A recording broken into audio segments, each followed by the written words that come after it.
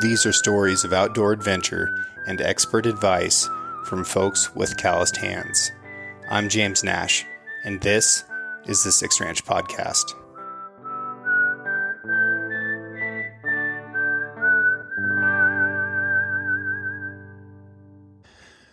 So I was trying to scratch out some math on how light you can get a bull elk. Yeah. But there are definitely times in I think just about any successful elk hunter's life where they think, man, these things are awfully heavy. Mm-hmm. Yep. You ever run into anything like that? That's an issue. That's an issue for sure.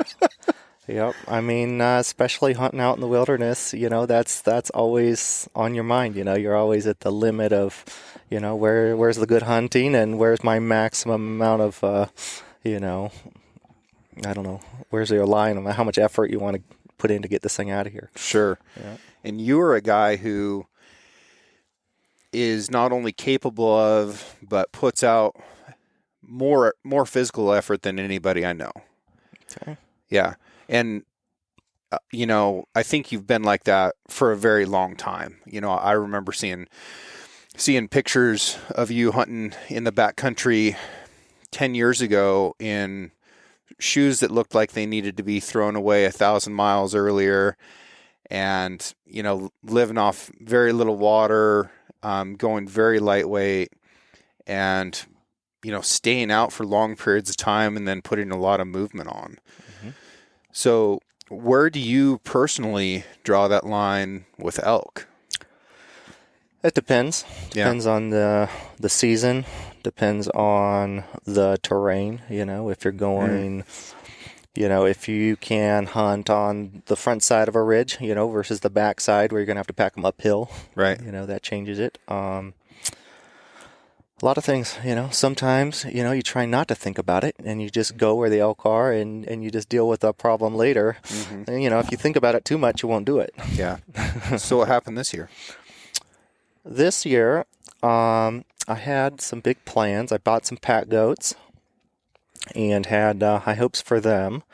And so I didn't have a whole lot of time to get them in shape for the year. And so I learned my lesson on that. And so I went out for archery season in Oregon this year. And, we took them out.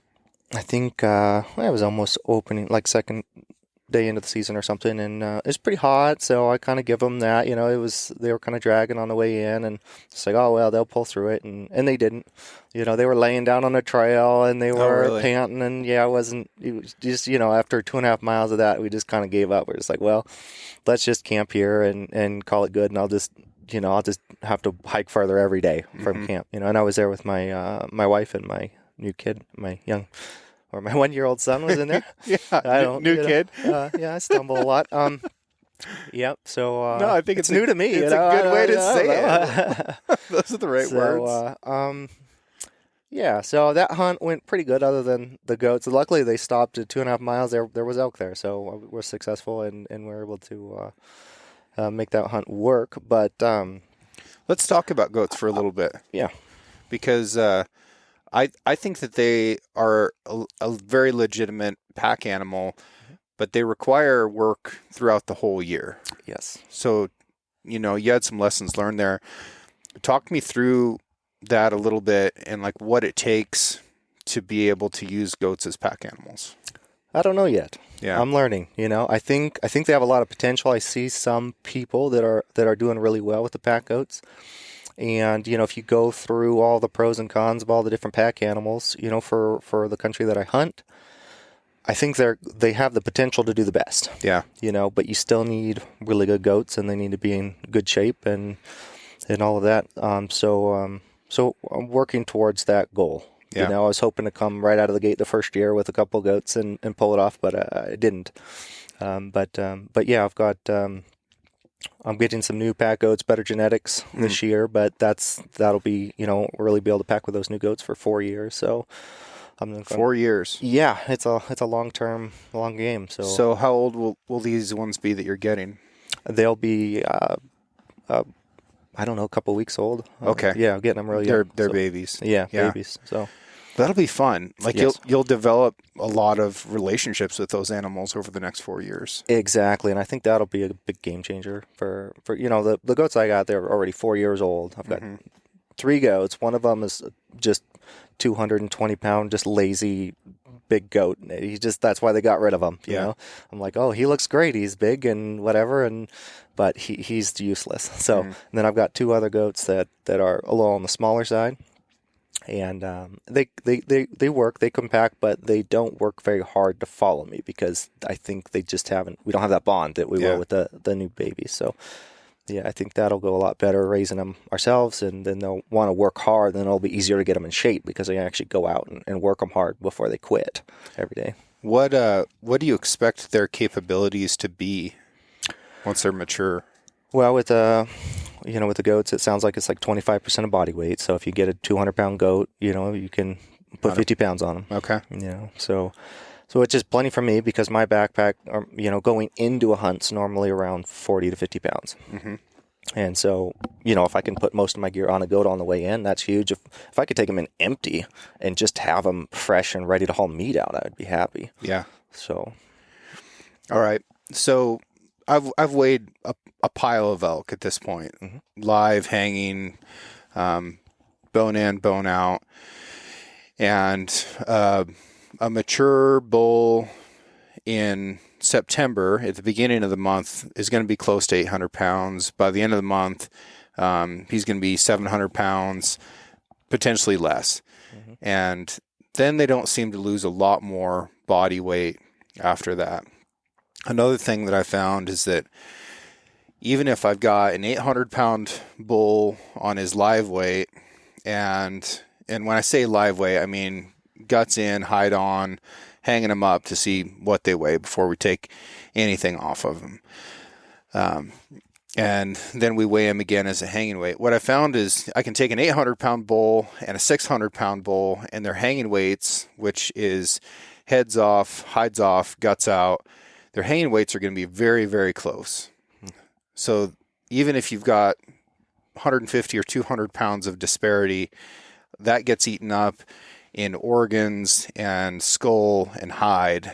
But the actual bone and meat structure of the animal is fairly consistent. And we see that end up in the 400s most of the time. And then once they're boned out completely, then we're ending up, in the mid 200s somewhere as far as boned out meat on a bull elk. Now, if you're packing out a cape or antlers, a full skull or skull cap, that's going to be additional weight on top of that. But there's a pile of weight there. Mm-hmm. So, did you get a bull here during archery season? Yeah, I got one during archery season, and then I got one in my later hunt in Idaho. Yeah. But yeah, it's a lot of weight. I think it was closer to like 200 pounds. It just depended on, shot placement too. Like if you accidentally hit a shoulder, the bull I shot in Idaho, I shot 4 times in the front shoulders. So I did lose some meat there. I'm not, I'm not going to risk eating lead fragments and stuff. So yeah, totally. So you do lose some there. If you're not careful there. So. Yeah. What gun were you shooting? I'm shooting a 308. So it's just a kind of a Frankenstein gun. I just piece it together and I like it. It's a small, compact, fold-in stock gun, and I shoot heavier, slower bullets and gets the job done. So, nice. Yeah, it's not a long range gun, but I'm not really into long range things. So yeah, you're kind of a long range human. Yes. Yeah. You do the moving with your feet. Right. Well, my theory is, if you're going to have to go over there to get the animal anyways, you might as well walk halfway there to start with. So, if you're 800 yards away, it depends on the terrain, of course. But if you can, you might as well just close the distance. I like shooting while I'm hunting from close range for a variety of reasons. But one of the instant ones is that I'm still excited when I get there. Mm-hmm. If you shoot them from across a canyon and you've got to hike all the way over there, you cooked off all of your adrenaline and all those like self-congratulatory feelings, and now you're just fatigued and going straight to work. And it's pretty nice to just walk straight over to an animal that just tipped over and feel all of that, Yeah, absolutely. Yeah. Yeah. And I think that's just part of the fun. I built a long range gun at one point, and I went out with it one year, and I ended up shooting my deer from 100 yards anyways. And I'm just like, Yeah. and it was a clumsy gun at 100 yards, and I'm just like, this thing's stupid. I took it apart. Yeah. I just like, I don't need a long range gun. Yeah. It just like, I thought about it. I'm sitting there looking at animals from 1,000 yards, and I was like, I know the gun, I can shoot that far. I can hit that animal, but I don't want to. I was like, that'd just be like, it's just too risky. First off, like if it's an Super animal you risky. really want to shoot, like if you spend a week to find this animal, you're just gonna lob a bullet from 1,000 yards away when you could just walk up there for a slam dunk. Yeah. And a wind call at that range is extremely difficult. Mm-hmm. And then there's the time of flight issue with a bullet.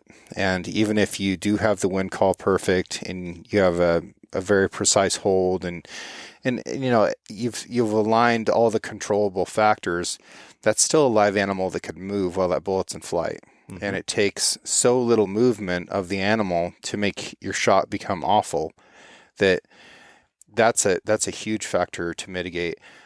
I shot at a bear at 390 yards a few years back, and we actually had it on camera. So you could see that the bear was there and static at the shot, and the bear moved and was completely out of the impact of the bullet on a 390-yard shot on a very fast bullet, 2,900 foot per second bullet. So that I ended up getting the bear, but I was very, very surprised by that because I would consider that, a medium range shot for sure. Mm-hmm. It's not a close shot because I'm still having to hold high, but yeah, it's interesting. So how did your Idaho hunt go? Idaho hunt went really well.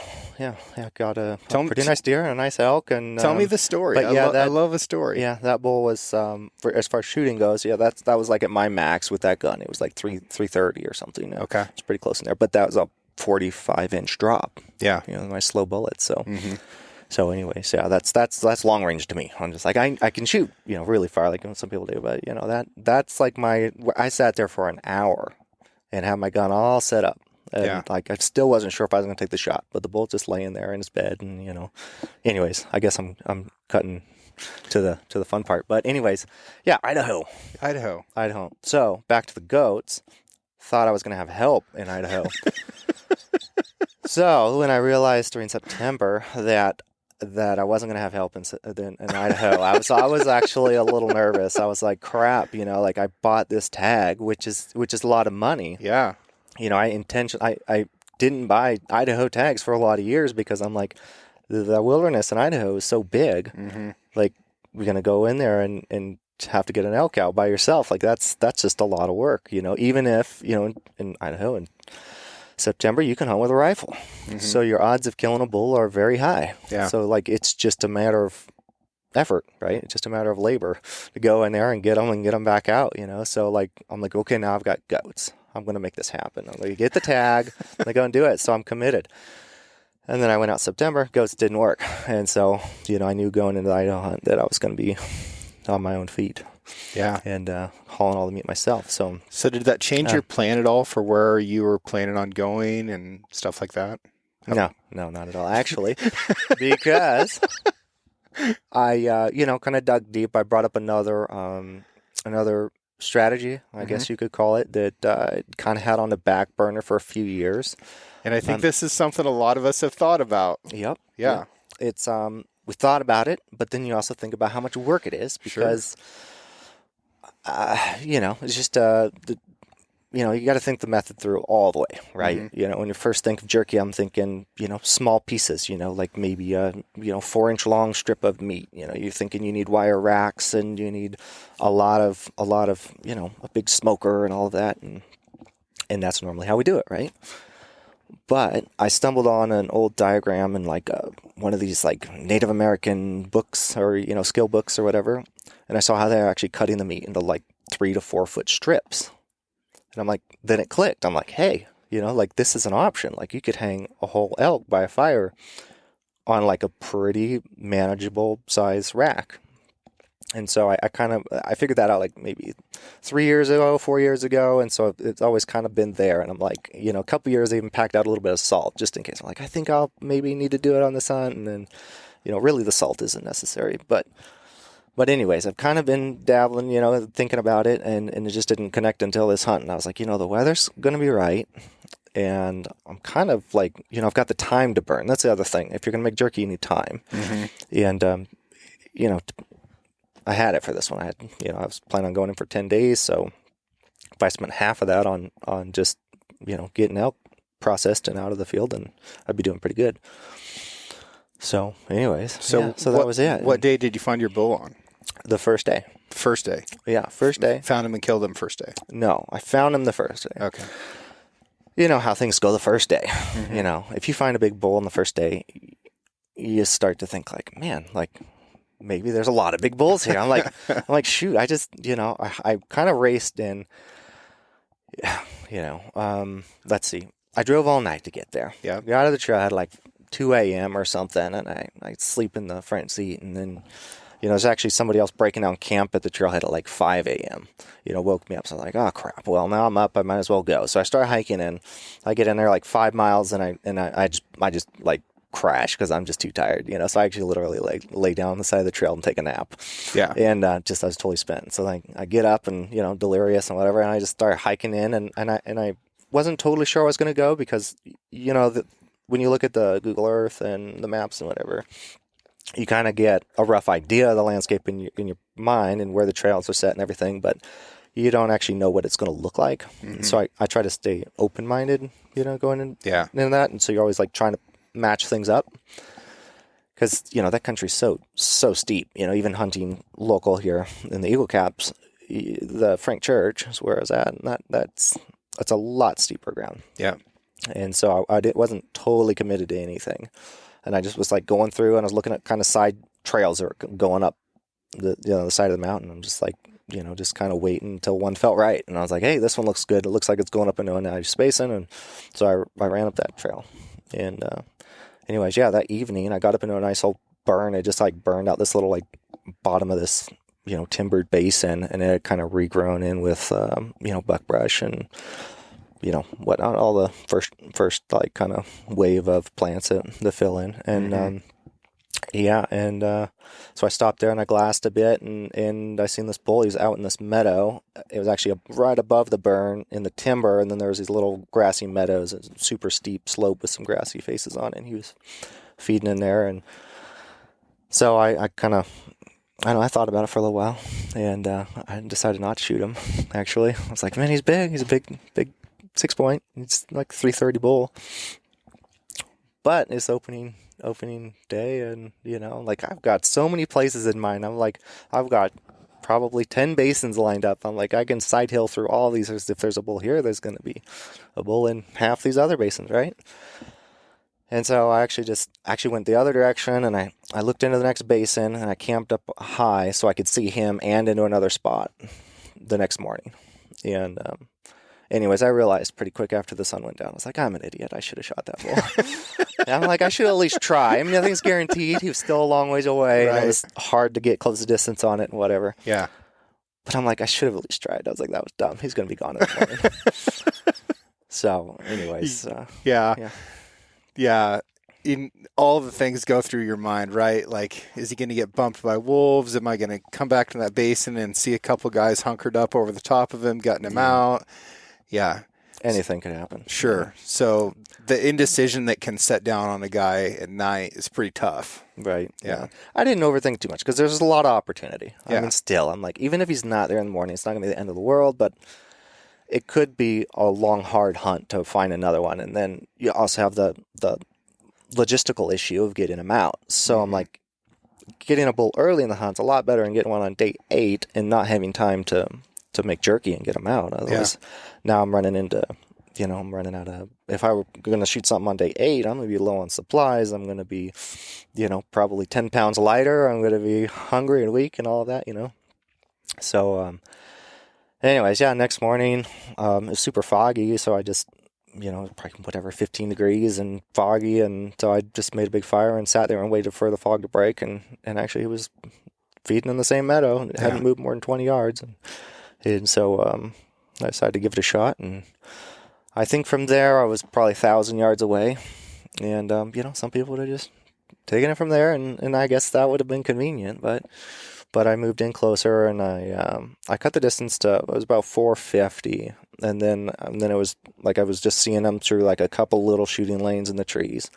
And I was still kind of across a draw, but I was looking uphill pretty steep. So I was maxed out. I couldn't get any closer. I'd be in the timber.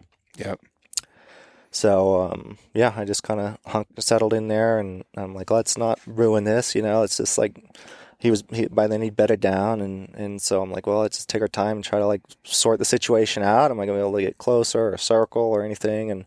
But I could see the bull, so I could keep tabs on him, know what he's doing and all that. And so I set the gun up on some, blow down big clean logs. It's nice because, with the burn, the logs had no bark on them or anything. So I set up just like a bench rest, and I got the gun all set up and crosshairs on them and looked good through the scope. But it's still a long shot. Mm-hmm. And I didn't get a chance to test fire the gun before the hunt, which the gun it shot good for me. I don't have any issues with it. But still, I like that confidence of test firing before I go out. Yep. But things were rushed. And so I sat there for like an hour. I had lunch and, thought things through, looked at the calculator and looked at my drop and looked at, all the possibilities for the shot, and finally talked myself into it. And I shot him once, and he couldn't get up. He tried to get up and he couldn't. So the first shot, he was laying down in his bed, and he was kind of rolled backwards. And so shooting at him, my kill zone was a lot shorter than it would be if he was, standing up or something. So I angled through him and hit his spine. Mm-hmm. And so he couldn't get up, but I could tell, he still looked like he was really trying. So I just shot him again, and I'm like, and it sounded good. I'm shooting a suppressor. Yeah. So I know when it hits, I know it, so the shot sounded good. He was acting like I hit him good. And so I waited probably a couple minutes, and he was still had his head up. I'm like, shoot, I don't know what's going on. And I didn't shot this bullets at that distance either. I'm only shooting, 2,700 feet a second and getting out there to 450 yards. They're slowing down. I don't know what how these bullets are going to open up and perform at that range. What bullet is it? They're like a lead tip. Like a pointed soft point? Yeah.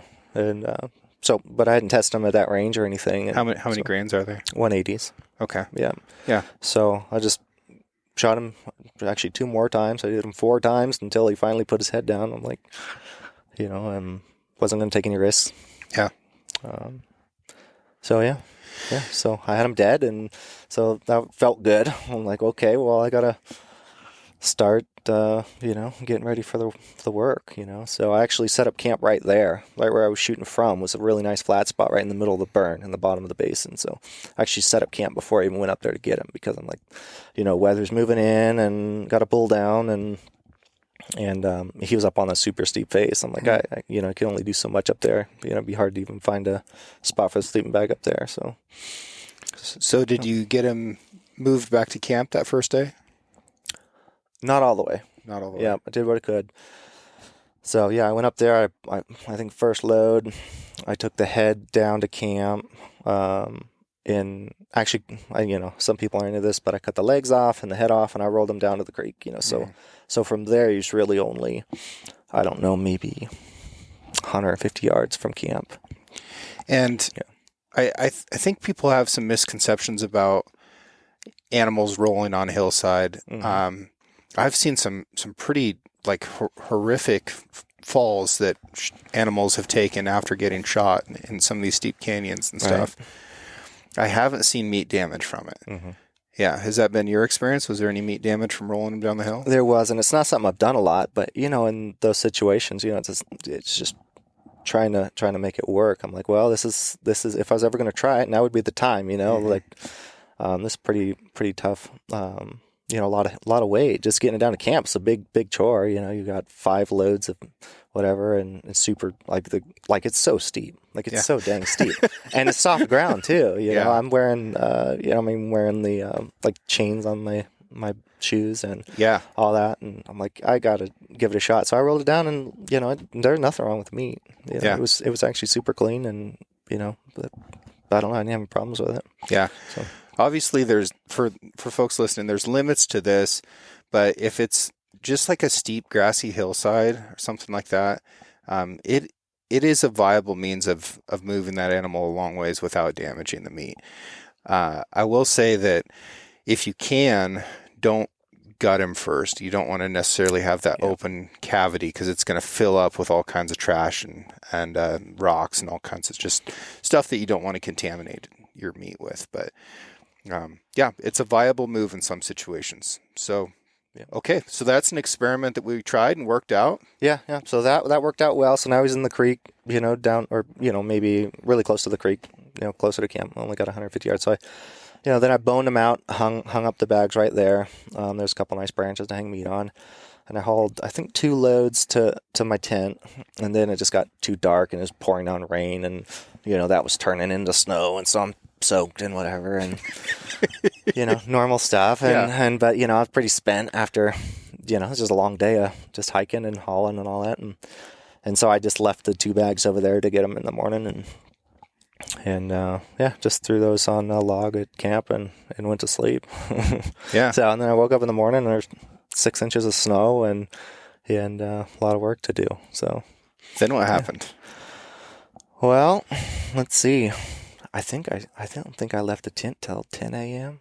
Which normally I'm if I'm a person that's up at 4 a.m. and I'm ready to go. And yeah, but, I was pretty comfortable. I'm like, heck, I got the bull killed. I'm just going to sleep in and recover and take my time with this. And so I slept until 10, and then I got up and went over, hauled a couple of loads of meat, the last couple of loads of meat to camp, and had lunch and kind of just settled in. I wasn't sure if I was even going to start processing jerky that day. I'm like, I got 10 days to burn. This is day 2 of the hunt. Yeah. So. Did you have any other tags? I did, which were on my mind for sure. It would have been nice to go and fill 6 tags in one hunt, but I felt good with that bull, and I'll get him out and halfway through the hunt, even if I take my time and have plenty of time still. So okay. So and then that evening I built a big rack. I decided to do the jerky thing, right? And so I built a big rack. I just did I guess I could describe it as 2 teepees. I took 3 poles and tied them together 8 feet apart, and then I ran a ridge pole across. Mm-hmm. Yeah, and then I took some heavy, what do you call it, Dyneema cordage or whatever. Mm-hmm. It's really strong, doesn't really stretch too much. And I ran I think only 4 rows across the one side of the legs and to hang meat on. Okay. And then I built a big long fire under that, and got the fire going. And then I start cutting meat, and I think I processed half the meat that night.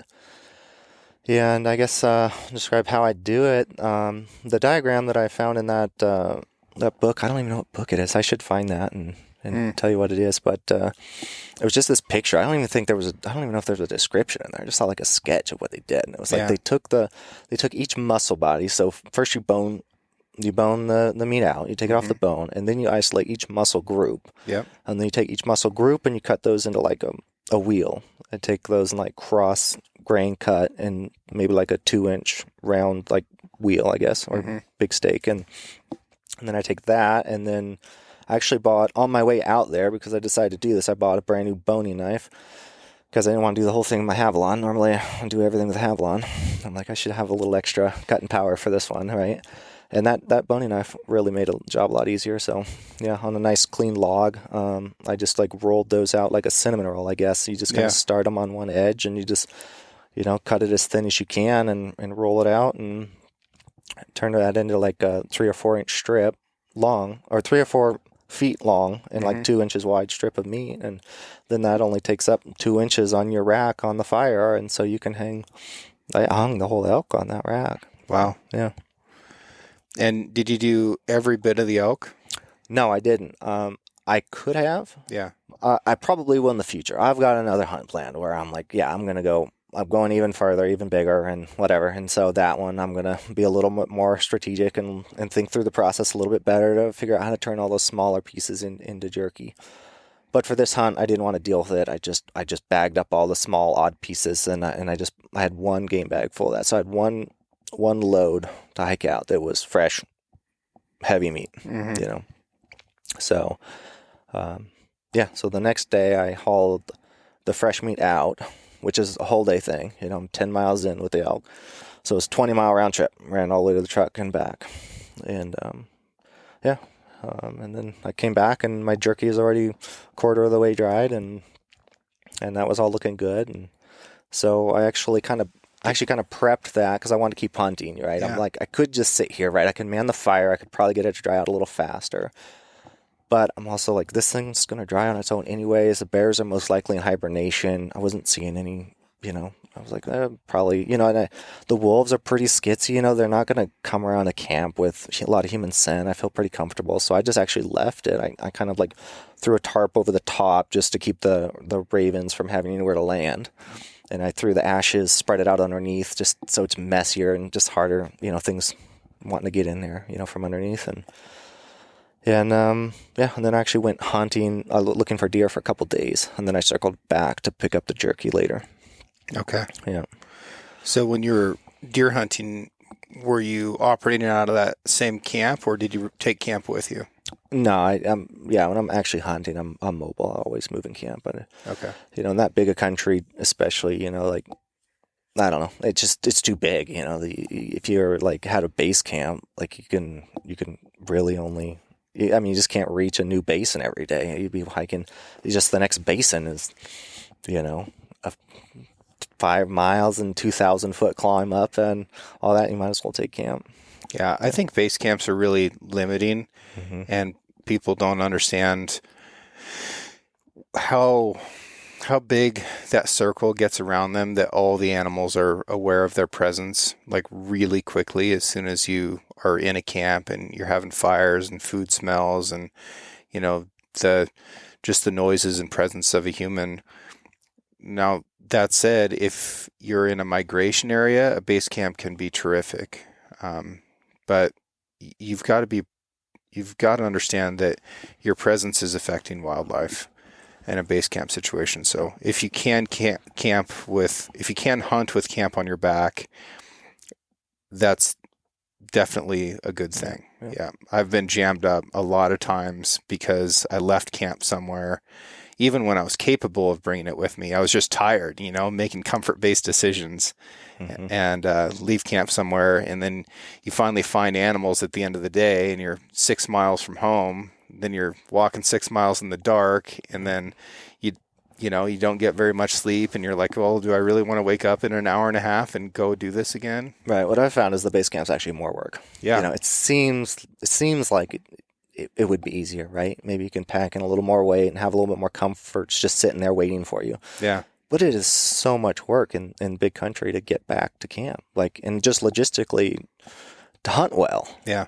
If you have to leave camp, and hike 2 hours in the dark and have a headlight on and be walking up a ridge skyline or up, or up a basin, whatever it is, you're flushing animals in the dark. They can see it really easy with a headlight on. So if you just lay low, I mean, if you got your camp with you, you almost never even need to use a headlight. Right. You set up camp and you go to sleep with the sun when the sun goes down, and you wake up when it comes up, and you're right where you need to be, and you got fresh legs. What does your camp look like? It's not much to look at. Yeah.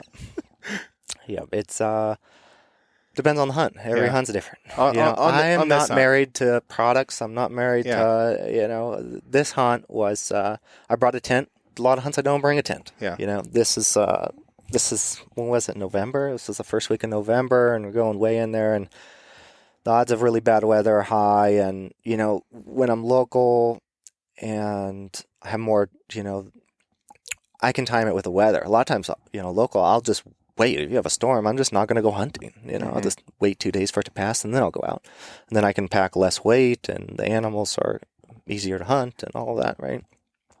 But on this one, I'm going for 10 days. So the odds are there's going to be some nasty weather. So I'm like, I should bring a tent and be prepared. So is this just like a little one-man tent or something? Yeah, one-man backpacking tent. This is definitely not, a normal, most hunters wouldn't pack this. This isn't a hunting brand tent. It's just like I'm not sure, does any hunting companies make any of these like not freestanding, but like trekking pole tents? Yeah. Okay. Yeah, there's a few that do. Okay.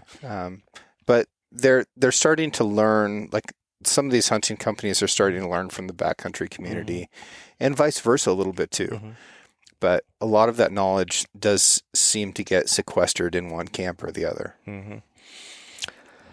Yeah, I think, for going super ultralight, you're always running the red line. You're always like trying to cut weight and stay alive, and not just alive, but, effective. You don't want to be spend a lot of time setting up camp and breaking down camp. You don't want to be so uncomfortable that you don't want to get up in the morning to go glass and all of that. So, anyways, that's different for everybody too. That's the thing. Like if I told you exactly what my gear is, you probably wouldn't want to go use it. I mean, maybe you would, but most people I tell wouldn't want to go and do that. You know? But it gets the job done. Otherwise, if I had a more traditional hunting, backpacking gear, I think, I would have a hard time climbing up the mountain, because I'm covered, in that country, there was some days I was climbing, 4,000 feet straight up, the mountain. So that's a lot of steep ground. And I'm not a big guy. I'm just, 170 pounds and, small frame. I'm not packing 80-pound packs up the mountain. It just ain't going to happen. Just not doable. Yeah. So. Yeah. You're built for speed. Yeah. Exactly. So anyways, everything's lightweight, actually on the disposable side. Actually, I think a lot of the hunting community is hung up on stuff that lasts a long time and durability. I lean towards things being strong enough for, durable enough for a couple hunts, a couple hunts if you're doing good, right? So shoes, I wear tennis shoes. Yeah. I'm very confident they're going to hold up for, a few hunts and then get rid of them. Yeah. They're only $100 a piece versus a $500 boot.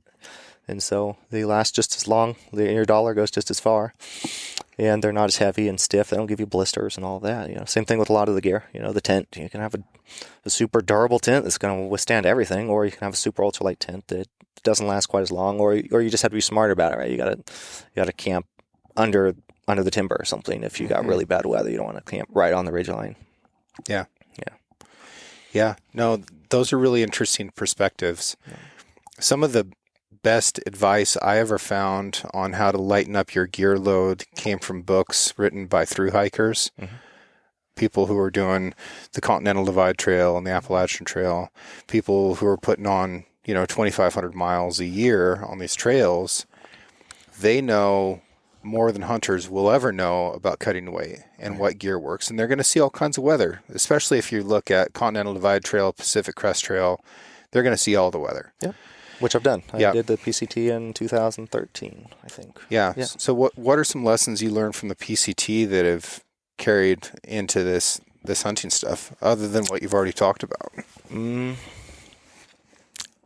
If you never stop moving, you never cool down. Right? Yeah. You don't need as much gear if you just kind of have a more active, if you're sitting for, I like to glass, but like if you're sitting for 6 hours straight, I mean, you need a fire. I mean, or you need just like crazy puffy clothes and all that, but you can really cut a lot of weight if you just have you're more mobile, you're moving more. I think that's a big thing, like through hiking, you're just hiking from sun up to sundown, you never stop. You need a very thin layer, maybe like a base layer and a rain shell in a bad storm. You do just fine. If you're just moving. And also food, really rich food. When I first started the backcountry stuff, I was, still in that kind of like lower fat sort of diet thing, and that's just doesn't work in the mountains. Like when I first started, I was trying to go, be out in the mountains for a long time. My first several years out in the mountains, like even just scouting, I'd be out for a month or two. Not straight, but, back to back to back trips, And 1 year my fingernails stopped growing, like literally after the season, I had like a ridge line growing through all my fingernails. So, and I was like, I had one time I passed out, I was just like starving out. And then I learned how to, eat more. And now I just eat a lot of fat, a lot of protein, and you just be a lot stronger and warmer. I think a lot of people, you think they're going to cut weight on food, and it just doesn't make sense because then you're weak and you're cold, and, everything feels heavy when you're weak and cold, and, you're better off packing weight in food and having everything else super light. I'd pack more butter than a warmer coat any day. Yeah. Yeah. I get a wrinkle in my nails during archery season every year. Yeah. Yeah. And I think it's a little bit different because I'm probably eating 3,000 to 3,500 calories a day during archery, but I'm working 20-hour days, and there's a lot that sleep deprivation and stress do to you that starts shutting stuff down, and just going for a month straight with that kind of workload is really tough. Really tough. Yeah. So. PCT, is that 2,600 miles? Yep, that's right. Damn. Yep, and we actually did the whole thing. That's a lot of people don't get to do the whole thing in a year. We met a lot of people out there that are trying to do it for the second or third time, and it's not necessarily their fault. But you have a lot of wildfires down in California, and you can get some crazy snows up in Washington in the fall, and so. Did you start in the south? Yep, we did south to north, which is the way most people do it. Yeah. But, we just held a really good pace, and we didn't screw off too much, and so we stayed right ahead of the wildfires on the way up, and we got done right before the heavy snows in the Cascades and got through. So. Was it about 6 months? No, I think it's like 4. You did it in 4 months? I think 4. I think we started in April, and it finished, I think I made it back like the second week of archery season here in September. So I came off the PCT and then went straight out here archery hunting the eagle calves. Went straight into the woods. It was great. Yeah. Yeah, it was great. I was in such good shape. I literally ran my bull down that year. Yeah. Yeah. I was going up into this spot, glassed the bull the evening before, and I kind of hiked over there the next morning, and they were actually tucked into this little basin, like above tree line, and I couldn't see them, but I was kind of hiking up into there, and then I heard the bugle, and in the morning, if the bugles a few times, just a few casual bugles, mean the herd's on the move, right? They're probably going to start heading to bedding area, and so they're in such a tight little spot. I know there's really only one good pass coming out of the top of it, and so I figured probably the way they're going to go, and so I just ran all the way up to that pass, and by the time I got up there, he was 80 yards away, which is a poke. I do not shoot like that anymore. But this was when I was practicing a lot. There was a time when I had the ability, I had a good place to shoot, and I was really into archery and stuff. And now I hate archery, hate bows, but you have to hunt with them to hunt in September, in Oregon. So I still put up with it, but. So I was really good at that point. So I took that ER shot and killed him, and he died, piled right up. But now my max is like 30. I'd rather just not practice and just get close to the pool now, because it doesn't take hardly any practice to shoot a bull at 30 yards. Yeah. There's more important things to practice than shooting. Absolutely. A lot more. So I think in fall of 2014, I shot a bull in Idaho at 71 yards. This fall, when I was bow hunting in Australia, I had lots of shots at 40 yards, and I was like, too far. Right. I'm going to get closer. Yeah. No, it's too far. Yeah. And once you've done the long range thing, I'm a better shot. Inevitably, you do have accidents, I had issues with the long range thing. Even if I could shoot that accurate, I had issues with penetration. And so, I think I shot a nice buck 2 years in a row where I shot him, in the front shoulder, and same deer. No, two different deer, two different deer, back-to-back years. I'm like, I'm really good at shooting. Let's do it, and then I was just, it just wasn't getting the penetration. They weren't dying. Yeah. And I quit that. I quit that real quick. I learned my lesson. It was a bummer. But, I know people pull it off. I've pulled it off. But, it's just after that fails a few times, you're just like, nah, it ain't worth it. Just then once you're off the hook there, once you decide you don't want to shoot long range, well, it's pretty nice because you don't have to practice shooting your bow all year. You can just, you can just warm up and make sure everything's on and shoot a few weeks ahead of time. And then you just have your limit. You just say my max yard's 20 or 30 yards. And you'd be surprised at how close you can get if you actually just don't have the option to shoot 70 yards and you just put an extra hour into the stock, you'll end up a lot closer. Yeah. I'm a better shot now than I was then. Oh, really? For sure, right? Yeah. I haven't gotten worse at shooting. Right. And I've been shooting my entire life. Right. and I shoot so many different disciplines, but my judgment has changed a lot. Mm-hmm. And yeah, now I've seen so many archery failures, both through my own hunting and through guiding. I know that the closer you can get to 20 yards, the better. Mm-hmm. Less than 20 yards and the wheels start to fall off again. Absolutely. Yep. I had issues with that too. Less than 20 yards is I think it's a psychological problem, but it's a huge problem. Yeah. Well, things happen so fast in there too. You know, like I had one time I stalked into this bull 7 yards. Yep. He was bedded down. I stalked up right in front of him, right in front of his face, kind of on the. I was downhill of him, and he was kind of on this little bit of a his bedding was kind of flat, right, and then it kind of broke off. So I walked right up underneath him. You know, I crouched down, of course, and then I draw back and I stand up. Well, maybe 5 to 7 yards, something like that, and he just spun out of there so fast. You never have a chance to get a clear shot of the vitals. You know, it's just things happen too fast and close. Yeah. Yeah, 20 to 25 yards is a very good range. That's a very, very good range where success rates go up substantially. Less than 20 yards, success rates start to go down. Over 28 yards, success rates start to go down. And that's just been, my experience doing this professionally for a long time. So take that for what it's worth, people. Right. So how much weight do you think you packed out in jerky? I don't know. I didn't have a scale, but meat is about 75% water. Yeah. So if you turn entire elk into jerky, you're going to end up with like 50 or 60 pounds. Yep.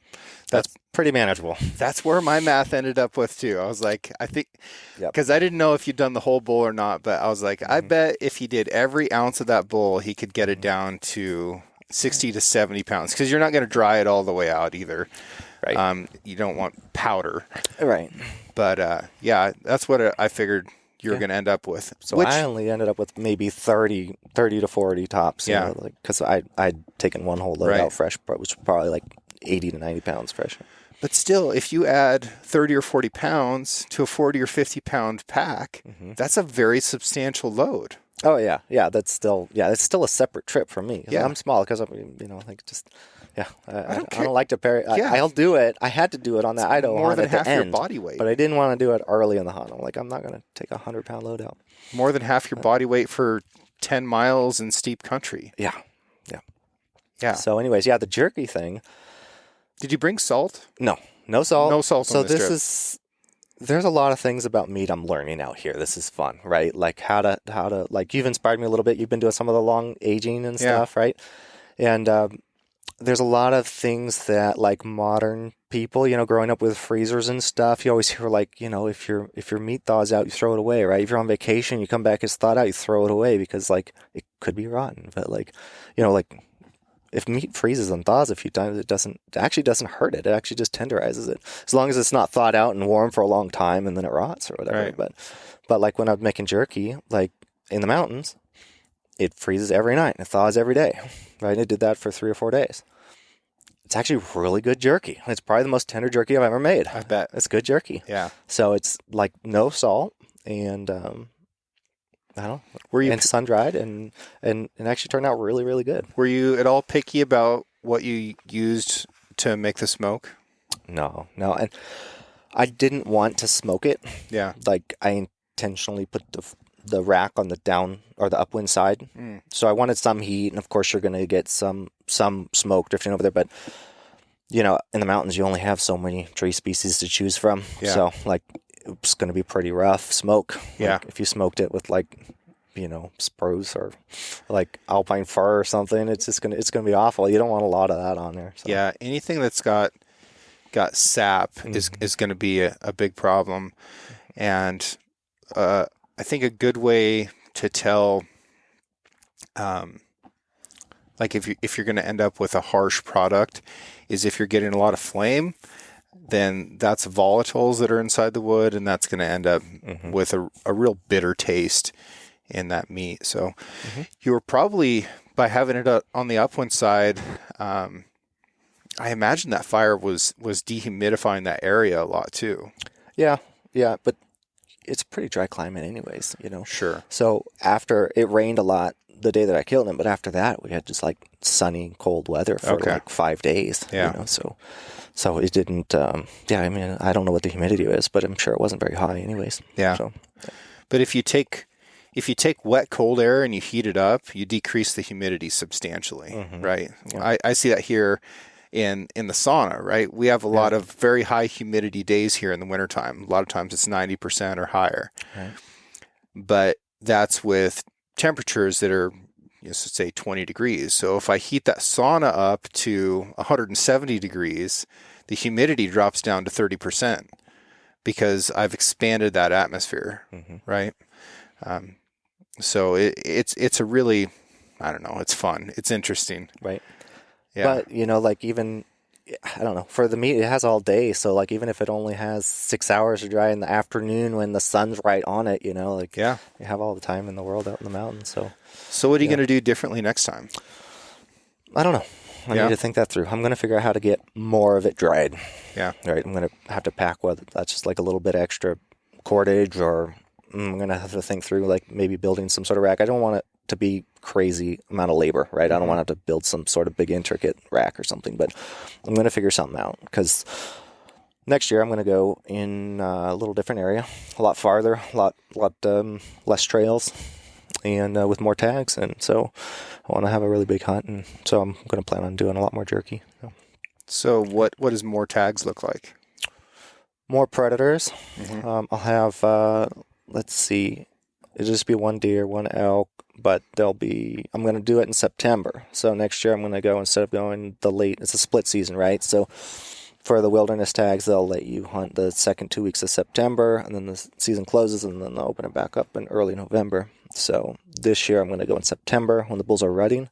So I'll go up in the high country instead of low.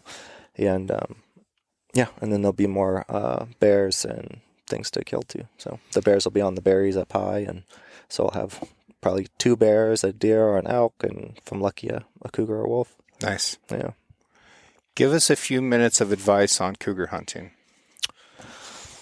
That is a big, big can of worms, James. It is. Yeah, I have been doing a lot of cougar hunting lately. Yeah. And advice-wise, I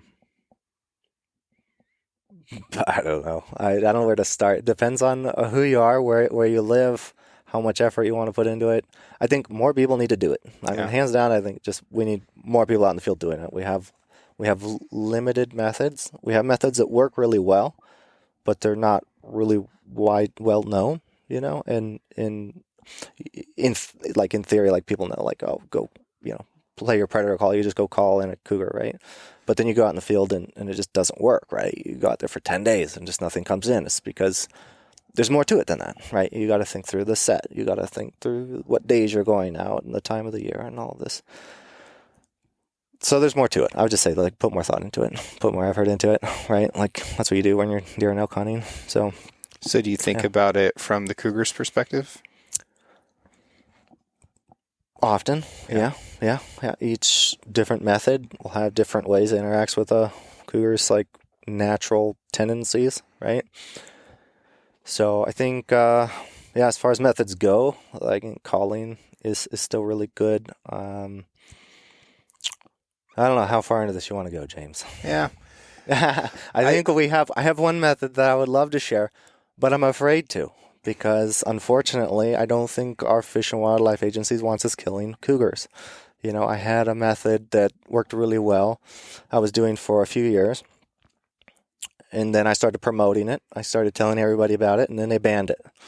And so that one's out the door. Yeah. So moving on to new things, I've got a method that works really good right now. It's legal. It works super good.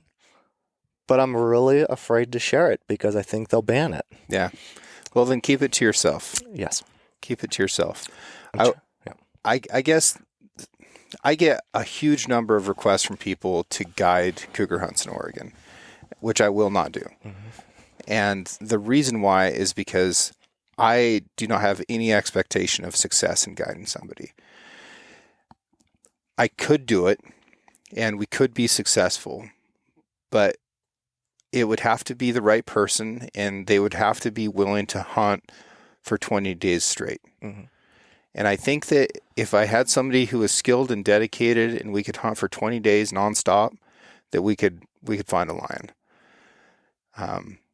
But how many days on average, and you've been wildly successful at cougar hunting in Oregon, as much so as anyone I know. You're on a very short list there. How many days of hunting do you have per lion, if you had to guess at it? It's getting better. Yeah? Yeah. When it first started, it was around 7.5 days per cat.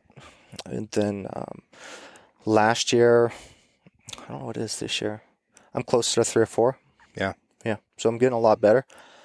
But those are only hunting. I've been doing it for, I think, 10 years now or something. Mm-hmm. Yeah, close to that.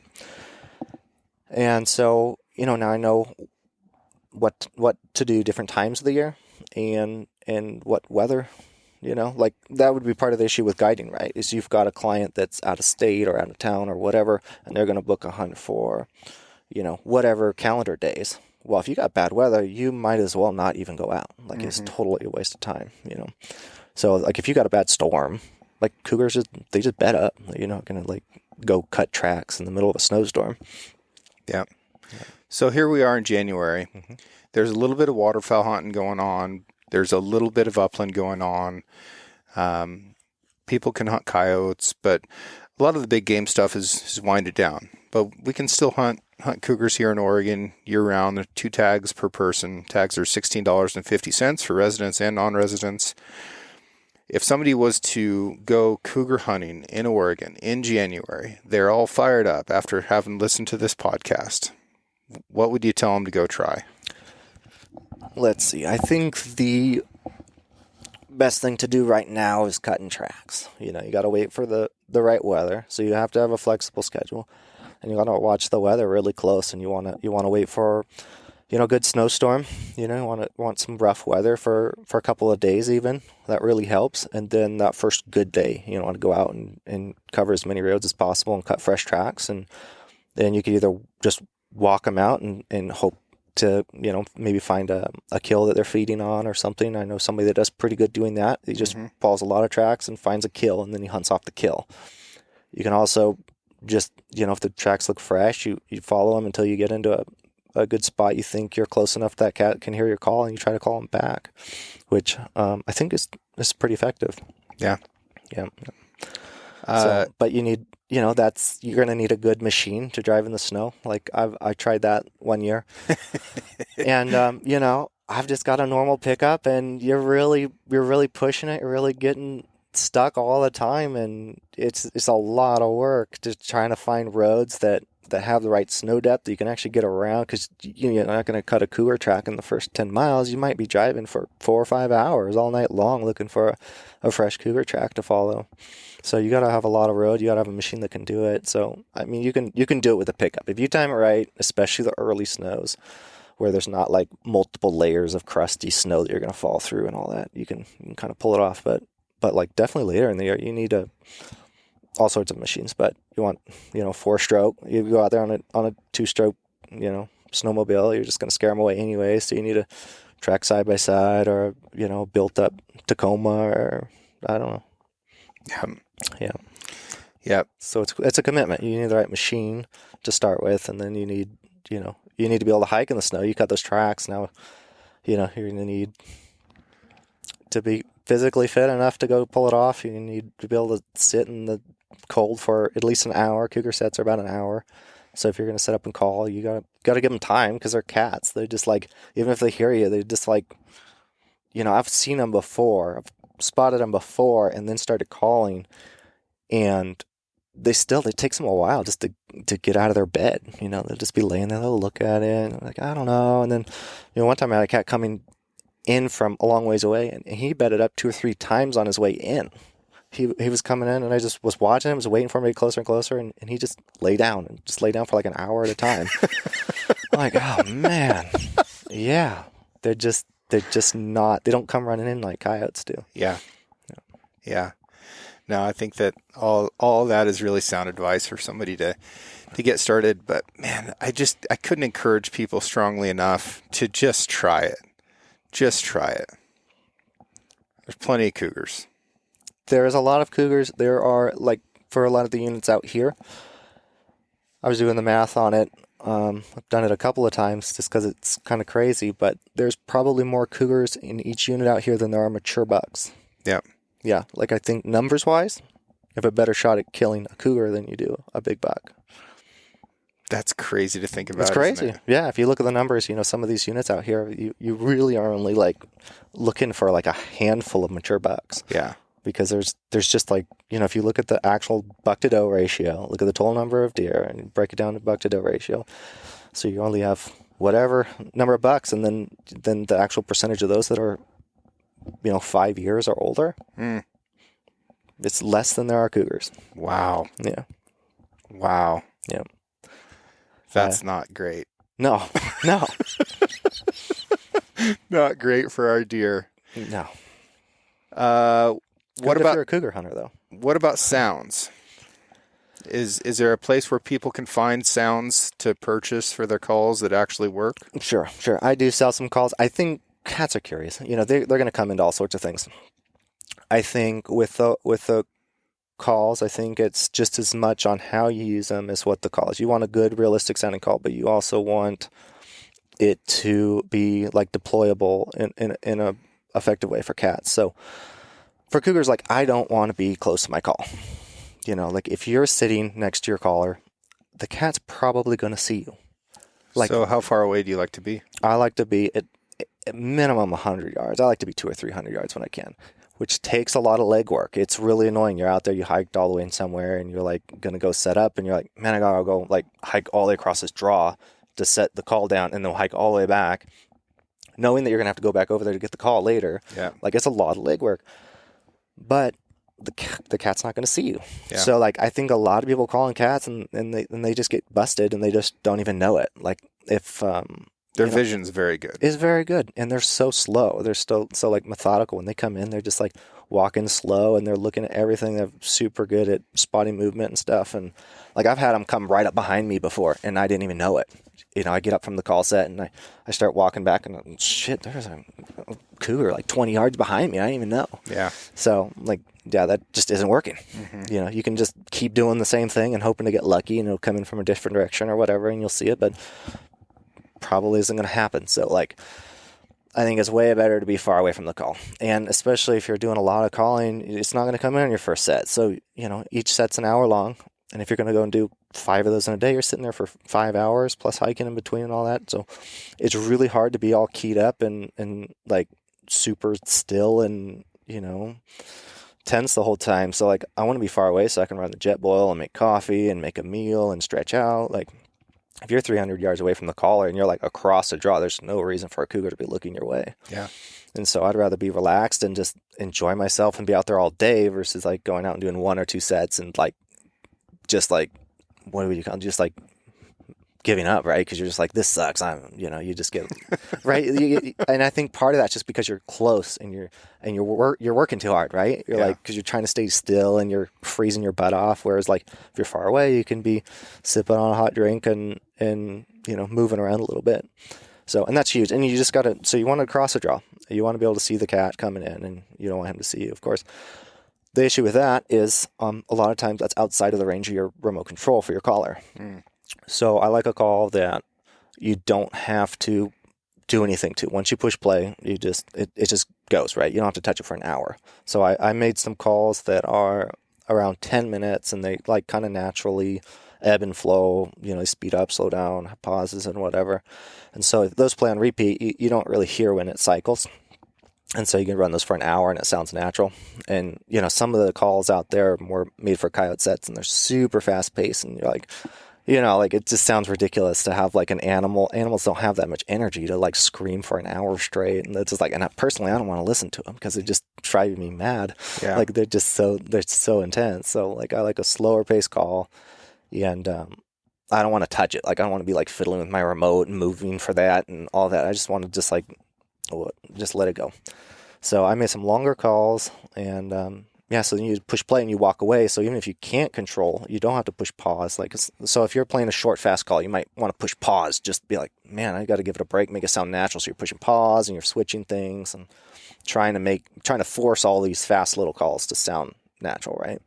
But with the slower pace calls, it's more natural for an hour. It more sounds like, so like my deer in distress, it sounds like a deer's just like hung up at a fence or something, right? Mm-hmm. It's just sitting there whining, or like it's calling for its mom or something. It's not like, doesn't have like a coyote on its neck like for an hour straight. And clearly it would be dead if it was that was happening, right? Yeah, some of those things sound like they're halfway through a wood chipper. And So I started using those. Of course, when I started killing a lot of cats, and people were like wanting to know what I use. So I did put up a website so people can buy them. I'm not married to it. I'm not trying to make a lot of money with it. I charge a little money so I can pay for the server and whatever.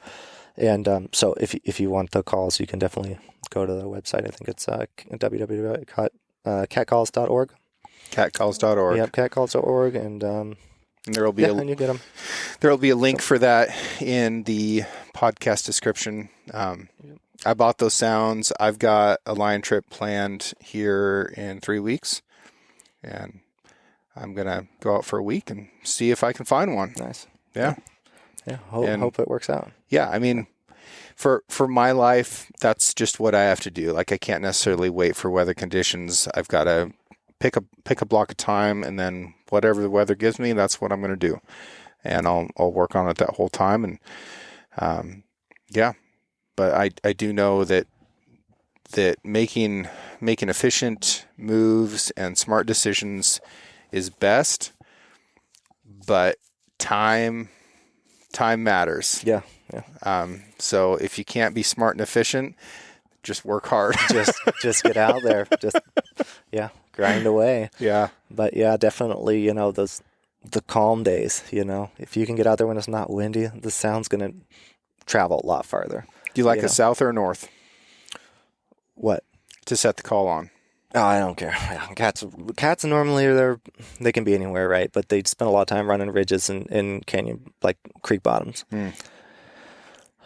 So I really like the canyons. Sound travels good in there. All the animals are, funneled in there for the winter. Once you get too much snow on top. Right now, the animals are still on top, so there's no deer or cougars down in the canyons right now. But they're getting close. I think this next snowstorm or two, and they'll be in there.